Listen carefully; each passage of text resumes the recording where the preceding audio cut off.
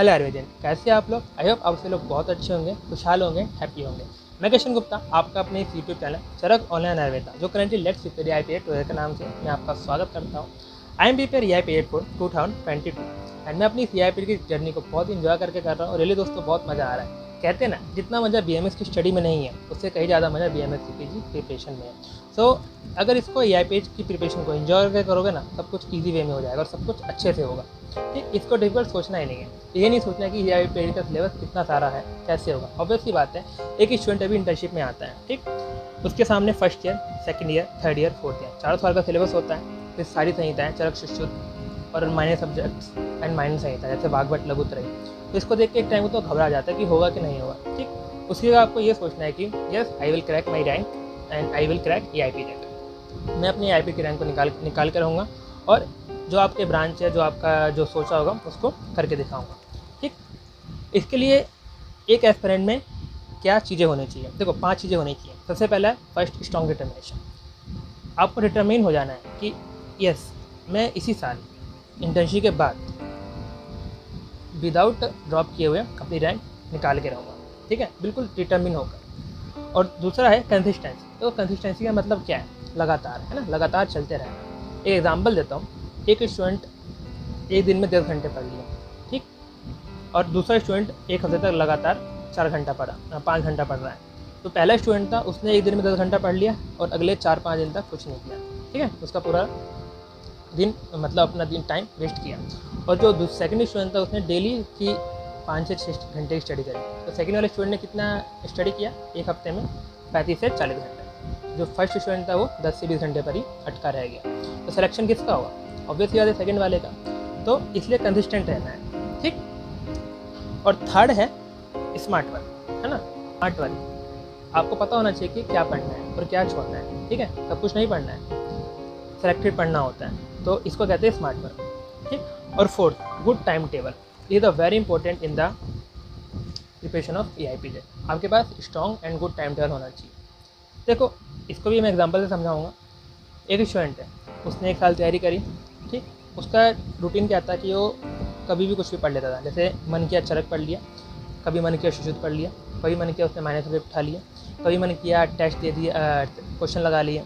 और second student, उसने एक अच्छा अपना टाइम टेबल बनाया। ठीक, उसको पता था कि कब कौन सा सब्जेक्ट कितना पढ़ना है, संहिताएँ कब पढ़नी है, माइनर सब्जेक्ट कब पढ़ने हैं, क्वेश्चन प्रैक्टिस कब लगाने हैं, कितने लगाने हैं। तो सिलेक्शन किसका होगा, ऑब्वियसली यार जिसके पास गुड टाइम टेबल है। तो ये 5 चीज़ें अगर आपके पास है तो आप EIP क्रैक कर ले जाओगे।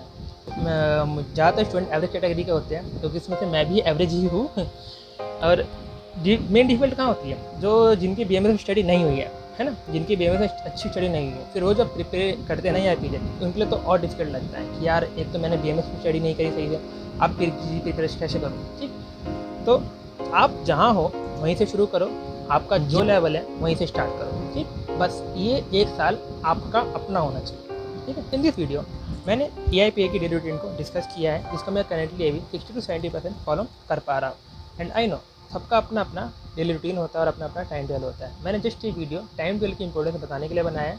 तो आइए शुरू करते हैं, let's move on to the video. Hello friends, इसमें हम देखेंगे daily time table for EIP। EIP से पहले आपको अपना वाई पार्ट क्लियर होना चाहिए। इसके लिए आपको अपना कॉलेज, रैंक और ड्रीम ब्रांच, जिस कौन से ब्रांच से आपको PG करनी है, तो ये तीनों चीज़ आपकी क्लियर होनी चाहिए। जैसा कि आप देख सकते हैं यहाँ पे dream college all India institute of Ayurveda है। ठीक, अब हम देखेंगे मॉर्निंग रूटीन।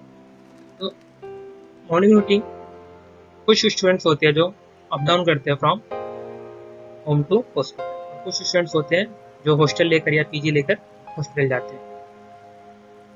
जो अप डाउन करते हैं उनको तो सुबह सुबह 5 AM उठ ही जाना है ना। जिसका थोड़ा ट्रैवल का टाइम रहता है तो उसके लिए तो 5 AM मस्ट है। बाकी जो हॉस्टल लेके या रूम लेकर इंटर्नशिप करते हैं तो उसके लिए 6-7 आगे पीछे हो सकता है उस टाइम। तो यहाँ पे मैं अप डाउन कर रहा हूँ, तो इसलिए मैंने 5 AM, मेरे को तो उठना ही उठना होता है। तो 5 AM अवेक, है ना, 5 बजे सुबह उठ जाओ। अब उठते ही मैं क्या करता हूँ कि visualise my dream rank and college 2 से 3 मिनट, और फिर उसके बाद फॉर्मेशन प्रैक्टिस करता हूँ, जैसे कि मेरा EIPH में सिलेक्शन हो गया है। मेरी EIPH की प्रिपरेशन बहुत ही अच्छी चल रही है, आज का दिन बहुत अच्छा गया है।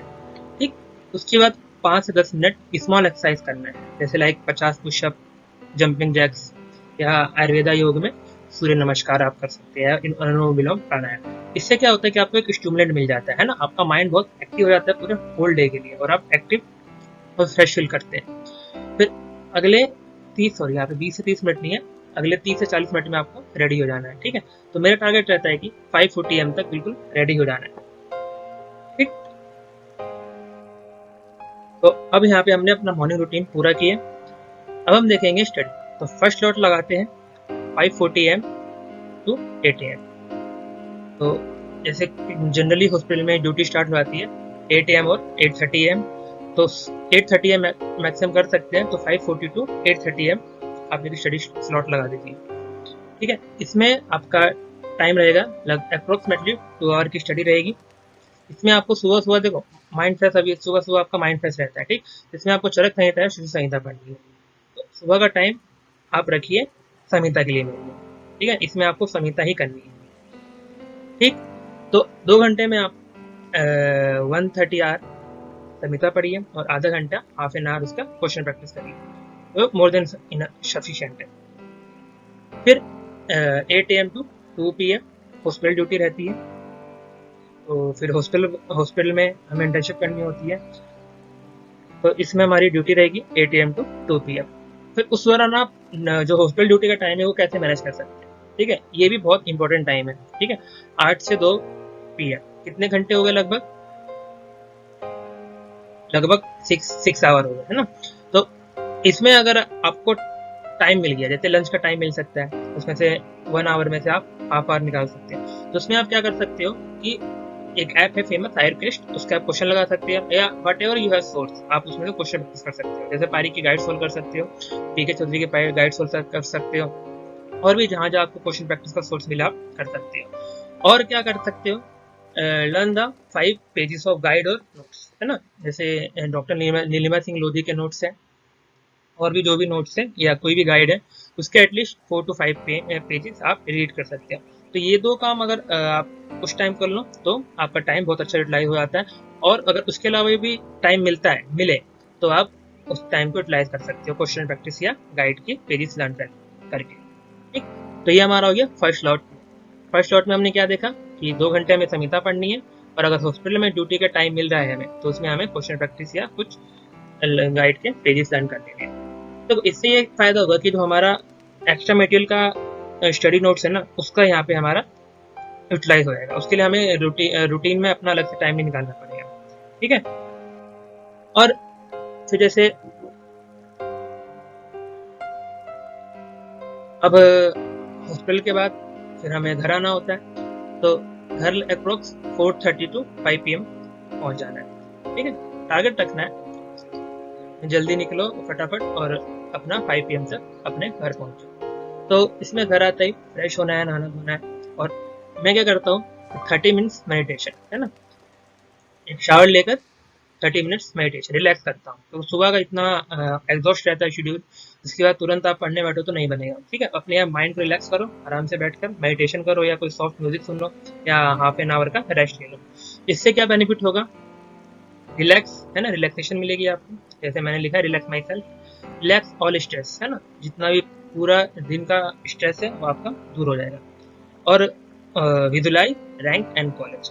ठीक, और इसमें एक बहुत इंपॉर्टेंट चीज़ है, आपको कोई माइंड रिजोनेंट लेना है स्टूडेंट, जैसे ब्राह्मणी रसायन विद मिल्क, तो मैं ये ब्राह्मणी रसायन मिल्क के साथ लेता हूँ, और फिर रेडी हो जाना है, अपने आप को रेडी करना है फ्रॉम और नेक्स्ट स्लॉट ऑफ स्टडी।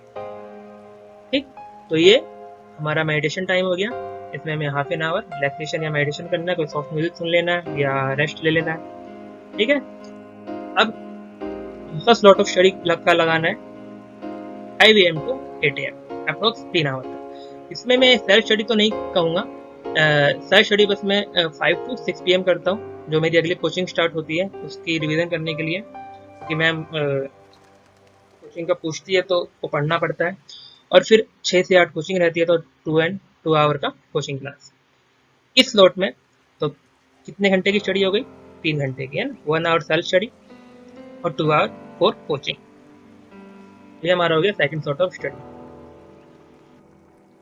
अब अगला है थर्ड सॉर्ट ऑफ स्टडी, तो इसको मैं कहूँगा गोल्डन पीरियड। क्योंकि अगर कोई स्टूडेंट इंटर्नशिप कर रहा है और पूरे दिन में उसको यही टाइम एक प्रॉपर टाइम मिलता है जिसमें अच्छे से पढ़ सके, ठीक है, तो इसको वेस्ट नहीं करना है, वेस्ट नहीं जाने देना है।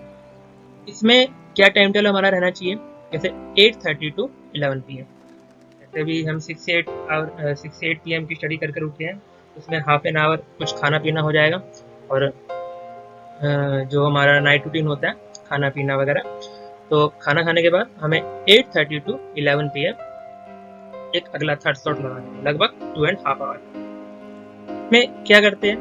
1 आवर का माइनर सब्जेक्ट। देखो संहिता हमने सुबह पढ़ ली है, संहिता तो अब कोई दोबारा पढ़ने का कोई फायदा नहीं है, और भी सब्जेक्ट के लिए टाइम निकालना है ना। तो इसी शेड्यूल में, और हमने 1 आवर का कोचिंग से पहले ही पढ़ लिया, तो इसमें मैं क्या करता हूँ, 1 आवर का माइनर सब्जेक्ट पढ़ना है, ठीक है, 8:30 टू 9:30। जैसे रसशास्त्र, वैशेषिक कल्पना, डीजी, पदार्थ और भी वगैरह जितने भी। तो आयुर्वेद का जितने माइनर सब्जेक्ट है ना, उसको हफ्ते में 4 डेज रखना है, और जो मॉडर्न के सब्जेक्ट है ना, उसको हफ्ते में 2 डेज रखने हैं। क्योंकि टाइमिंग के अकॉर्डिंग हमें चलना है, तो इस अकॉर्डिंग मैनेज करके हमें चलना पड़ेगा। और फिर 8:30 टू 9:30, तो ये हमारा 1 आवर का स्लॉट हो गया। तो यहाँ पे 9:30 टू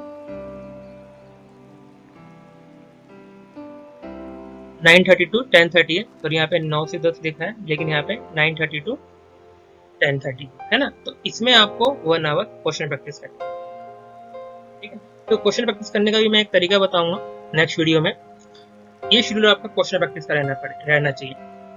तो इसका आपके प्रिपरेशन में बहुत ही इंपॉर्टेंट रोल है, तो इस चीज़ को तो आप बिल्कुल मिस मत करना। भले ही पूरे दिन की स्टडी आपकी मिस हो गई, कोई दिक्कत नहीं है, लेकिन अगर ये शेड्यूल मिस हो गया ना, तो आपके लिए प्रॉब्लम हो सकती है।